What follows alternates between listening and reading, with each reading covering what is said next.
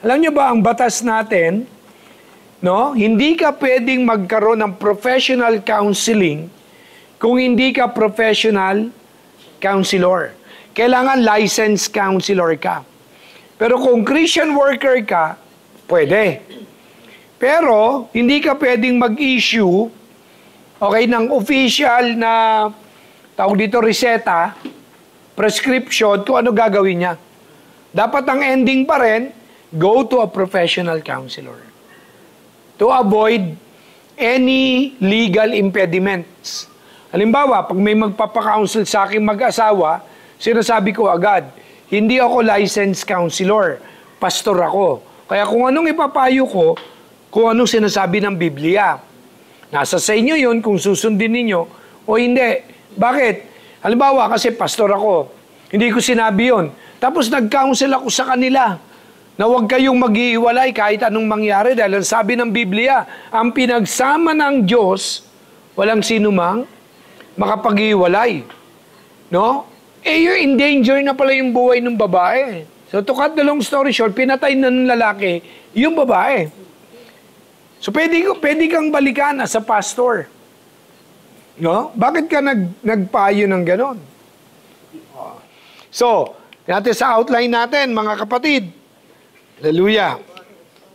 Okay, what is counseling? Ano ang counseling? Okay, nandyan yung ating sagot. Okay, ano raw yung counseling? The norm, okay, sabi sa dictionary, the normal giving of advice, giving of opinion, suggestions, or guidance. That is counseling, no? In Webster Dictionary. Okay? Sa normal na dictionary, yan yung sinasabi ng counseling. Ginagawa niyo na ba yan? Are you giving advice? Yes. Sino rito nakapag-advise na? Tama o mali? Parehas. Minsan may mali tayong advice eh. Correct? Sino rito yung nakapagbibigay lagi ng opinion niya? Habang may nagsasalita o may narinig kang problema, bigla kang may opinion. Halimbawa, nagpapagupit ka. Sabi nung barbero, sakit naman ng ulo ko. Sinabi ng barbero, sakit ng ulo ko. Bigla kang magsasalita, mag-biogesic ka. Ingat. Di ba? Pressing on. Okay, in Christian culture, counseling is, sa Christian culture, what is counseling? Number 1, counseling is directional. Attempts to provide encouragement. So in a sense, yun yung purpose mo ng counseling. It is to provide encouragement for people facing losses. Maaring sa kamatayan, or na-bankrupt, or nadaya, na-scam, etc., etc. You encourage them. Directional. May direction ka ron. Okay? Guidance for those who need decision making. So, ginaguide mo lang siya. Naman, nagsasalita siya, pwede kang mag-interject. Pastor, di ba ang rule ng counseling, bayaan mo lang siyang magsalita? As I said, titignan mo yung kultura. Ang Pilipino, gusto nito nakikipag-communicate siya. Hindi dapat monotonous. Hindi dapat isa lang. Dapat nagpapalitan kayo. So, pwede mo sabihin sa kanya, so sinubukan mo na ba to? Yeah? Hindi mo naantay na natapos siya magsalita ng 1 oras, tsaka ka magsasalita. Ano mangyayari pag ganun? Iisipin niya kung ano yung una niyang sinabi 1 hour ago. Nakalimutan na. Tama, mali. Di ba? Tayong Pilipino, very conversational tayo. Di ba, Ate Jean? Number 2, for Christian, counseling is healing and deliverance. Pag sinabing deliverance, hindi po ibig sabihin niya, lagi kang nagpapalayas ng demonyo ng prayer. May mga deliverance po na true prayer lang. At hindi mo kailangan sigawan ang diablo. Alright? Okay? So, help people to overcome ineffective patterns of living such as addictions, crippling emotions, and inner conflict or trauma. Now, this one, healing and deliverance, hindi po yan instant. Do you agree? Hindi po yan instant. Iba po ang exorcism sa deliverance. Deliverance, the person is a slave to negative, ineffective patterns of living. Bisyo, addiction, crippling. No, yung possess, ang tawag doon, exorcism. Ine-exorcise. Okay niyo po yan? So magkaiba po yan. Right? Kaya po, katulad nung kwento sa akin nung minsan, 1 taon, nasa bahay nila, nakatira, hindi lumayas yung demonyo. Baka hindi demonyo meron sa tao. Baka meron siyang ineffective patterns of living. Meron siyang addiction. Meron siyang crippling emotions. Okay niyo po? That is counseling. Alright? Series yan. Process yan. Process po. Okay? And then, pangatlo, Christian counseling is restoring relationship. You assist the individual to resolve interpersonal, relational tension in marriage, family, workplace, and church. Meron po bang interpersonal problem sa church? Meron po. Meron po bang interpersonal ang marriage? Meron. May mga mag-asawa po na nagsasama na lang kasi nagtitiisan na lang. Dahil na lang sa mga anak. So, kailangan makounselan. Kailangan maiayos sila. Ang tawag dun, restoring relationship. You restore interpersonal. And then, number 4, self-improving. You assist people to see their potential as individual and in Christ. So yan po yung 4 na uri ng counseling sa Christian world. 4 kinds of counseling, no? Sa Christian world. Self-improving, this is more of mentoring. Lahat po yung 4 na yan ay kasama sa tinatawag na discipleship. Lahat po yan nakaloob sa discipleship. Right? Okay, letter B. What are the objectives of counseling? Counseling techniques and methods are vast and varied, but all have the 4 common objectives. What are the 4 common objectives of counseling? Okay? Counseling seeks to, number 1, arouse the belief that help is possible and hope is here. No? So isa po yan sa goal mo, isa yan sa objective mo.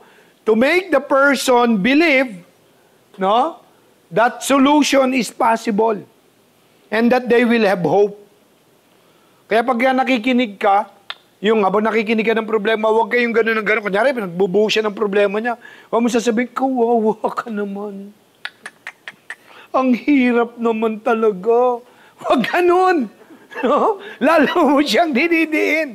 So, pakinggan mo siya, okay. Pwedeng tumatango ka lang. No? Pwede mong sabihin, yes, naririnig ko yan. Yes, naririnig ko yan. Yung just affirmation lang ang kailangan. Oh, yes, I understand. No? Pwede mong sabihin gano'n.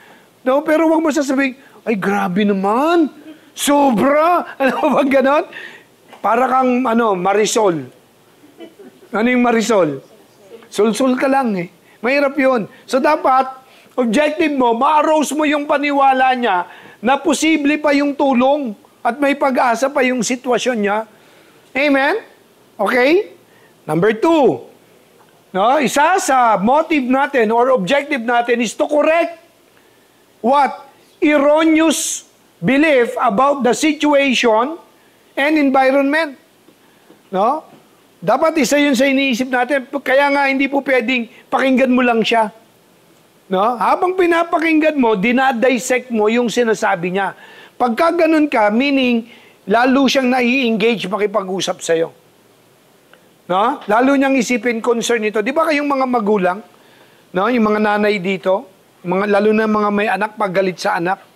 Di ba? Pag kinakausap kita, sasagot ka. Pag sumagot, sasabihin, sumasagot ka pa. No? Ang gulo nung nanay, ano? Di ba? So, guys, correct natin yung mali. Pag kunyari, kukwento siya. Nga, yung asawa ko sa galit ko sa kanya, kala niya siya lang marunong magalit. Nagkalit din ako sa kanya, sinigawan ko siya. Uy, sister, bakit naman?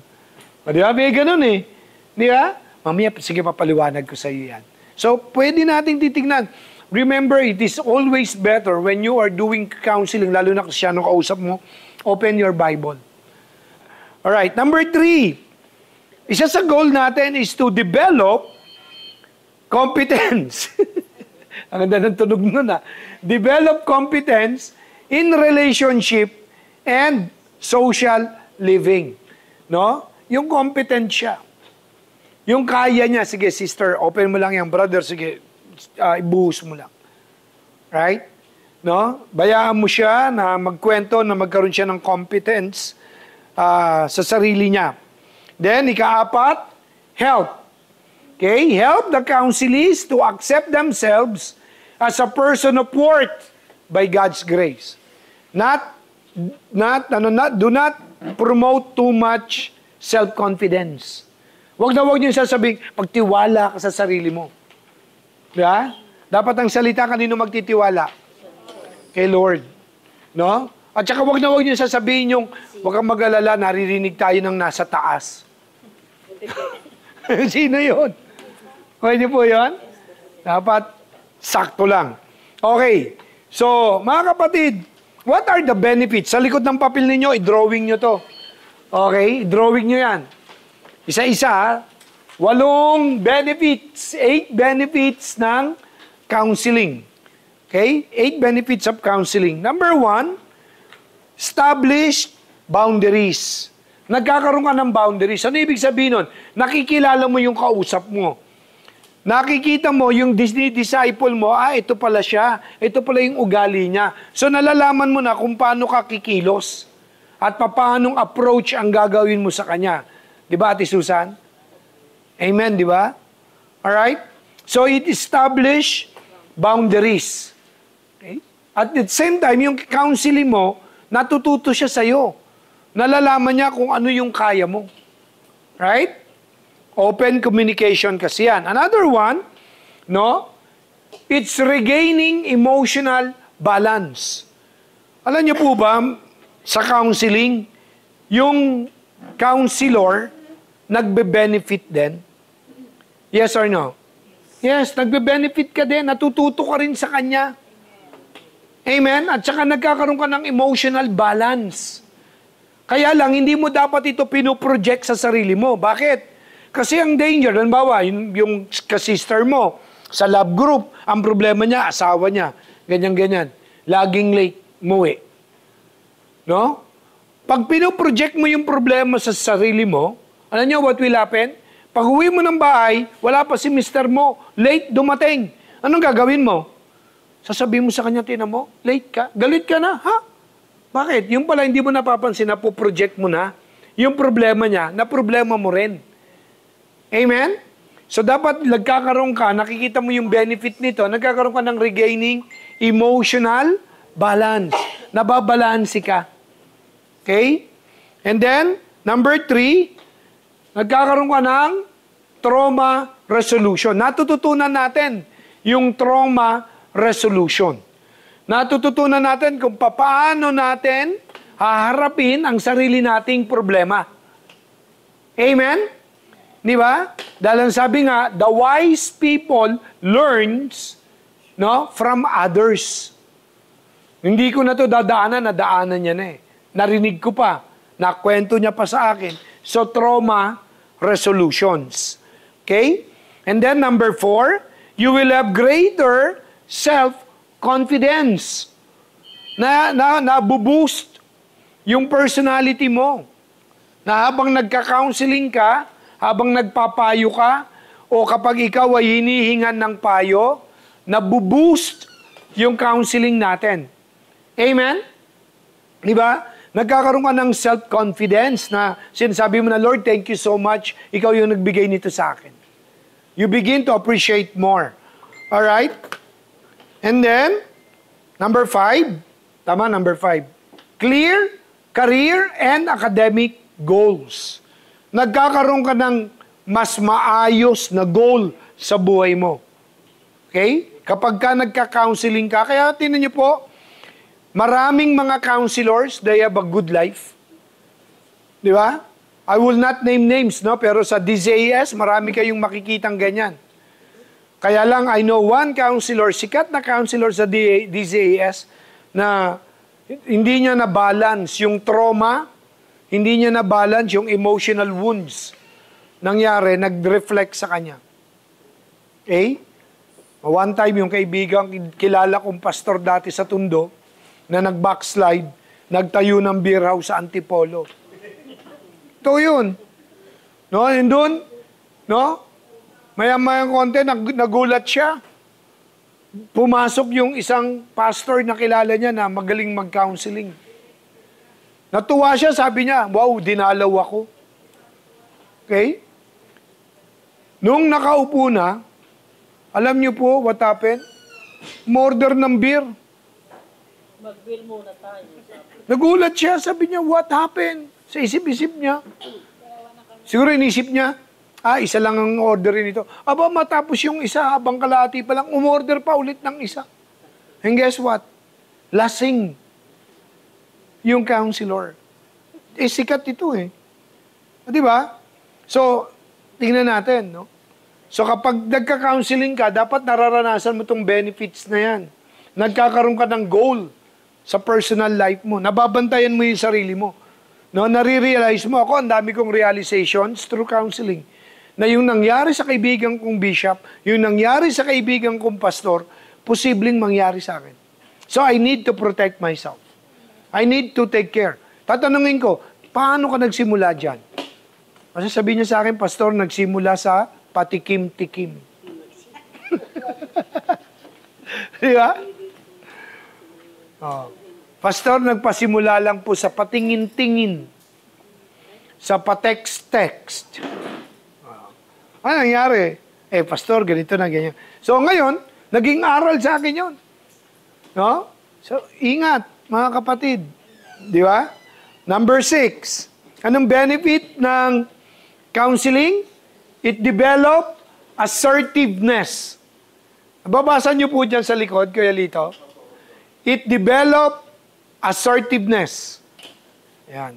Kailangan mo ng mesa, Kuya Litz? Hindi, okay po ako dito. Medyo latest. Okay. Late ka ba? Hindi ko alam. Pero ako naman sa likod. Okay. So, nagiging assertive ka. Ano ibig sabihin ng assertive? Yung sinasabi mo, yung alam mong tama at ginagawa mo, yung alam mong tama. Pagka meron kang nakikitang mali at hindi maayos, sinasabi mo, teka muna, mali yan. Hindi maganda yan. So, nagkakaroon ka ng assertiveness, ang tawag doon. Nadidevelop sa iyo yun. Dati, ano ka, tawag doon sa Tagalog, tameme. No, yung hindi mahiyain, yung sobrang mahiyain. No, na pagka sinabi na nakikita ka ng mali, hindi mo pa rin sinasaway pero gusto mong sawayin. Kasi natatameme. Nakanya yan? Pero dahil nagka-counseling ka, natututo ka. Nakakapakinig ka. Nagkakaroon ka ngayon ng assertiveness. No? Strong decision making. And then number 7, you better your relationships. Your relationships becomes better. Gumaganda yung relationship mo sa iba at sa sarili mo at sa family mo. Amen? Di ba? So, ito yung mga blessings na yan. And, number 8, it reduces anxiety and stress on your side. Pagka nagka-problema ka, ito lang problema ko, 100,000 lang ito. Yung isang kilala ko, ang utang, 100 million. Itong problema kong ito, ganito lang. Yung ibang, sa iba nga, ganito pa eh. Nakita mo yon? So, nagkakaroon ka ng comparison. Nare-reduce yung anxiety mo at saka yung stress mo. Alam mo, may solusyon. Amen? Kaya nga, yung mga counselors, yung mga mahilig mag-counseling, pag tinignan mo yung buhay nila, mas lamang yung tagumpay kesa yung pagkatalo. Yes or no? Yes. Bakit? Pag nasa ministry ka, kasi pag nasa ministry tayo, elder ka ng church, deacon ka ng church, workers kayo ng church, dapat nakikita sa inyo to. You have a reduced, di ko sinasabing wala, but reduced. Nababawasan yung anxiety mo, stress mo. Dahil sino yung matutuwa sa, ba't gusto ganyan yung diko natin? Laging malungkot. Laging mahina, laging may problema, laging ganito, laging walang gana.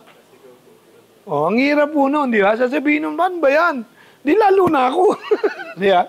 So, ang hirap. Kaya dapat, ito po yung benefits ng counseling pag nagka-counseling ka. O pagka nasa ministry ka actually. Kasi lahat ng ginagawa natin, may kinalaman sa counseling. Hello, amen? Everything that we do has something to do with counseling. Hindi po necessary yung nakaupo kayong ganyan, face-to-face, counseling. Hindi.